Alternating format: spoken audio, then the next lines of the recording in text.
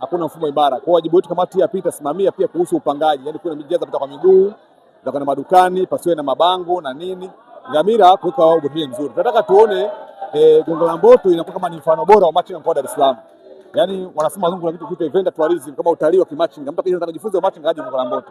Kwa sisi kama viongozi wa GOASO tupokea kwa heshima kubwa malalamiko na lawama, na kiongozi makini lazima kubali lawama na kubali malalamiko, kwa sababu kiongozi unajijua kwa aina tatu. Kwanza anakujua Mungu ambaye amekuumba, lakini pili wanakujua wale ambao unawasimamia, wanakuonaje, wanakuchukulieje, na tatu wanavyojua wewe mwenyewe. Sasa kutaka kujitafakari kiongozi, usijiangalie mwenye, angalie wenzako wanakuonaje.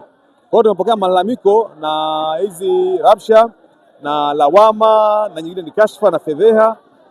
Sisi tumezipokea kwa heshima kubwa, lakini sisi kisasi chetu kama viongozi kwa niaba wenzangu ni kwenda kufanya haki. Sisi kisasi chetu kujibu kufanya haki, kufanya uadilifu na kuongeza hamasa utendaji kazi na hamasa maendeleo kwa machinga. Hivyo ndivyo tumekusudia kufanya. Kama mtendaji wa taasisi, mimi rai yangu na kauli yangu ni kwamba nawaambia wasaidizi wangu ambao kwa chini yangu wanasaidia kwenye utenda kazi na wale bosi zangu, tufanye kazi kwa juhudi kwa kuzingatia uadilifu dhidi ya machinga. Lakini tukasimamie sasa yale malalamiko ya machinga ambao wanazungumza yakasimamiwe kwa dhati, yakapate majibu. Na kingine pia nawaambia viongozi wenzangu wakapunguze kauli za kibabe, za kiukali na kuondoa muda kama kuna mambo yanafanyika ambayo si sehemu ya uongozi yakaachwa. Lakini tukamjumlishe kila mmoja kwenye swala hili la kuendesha taasisi yetu, na kila mmoja tumuone ana nguvu na ana haki na ana uwezo wa kufanya jambo na kusaidia taasisi kaendelea mbele. Dhamira kumsaidia machinga wa kawaida.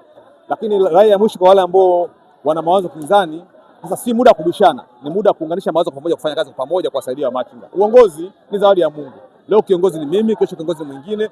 Tugombane viongozi, lakini tusiharibu taasisi ya GOASO.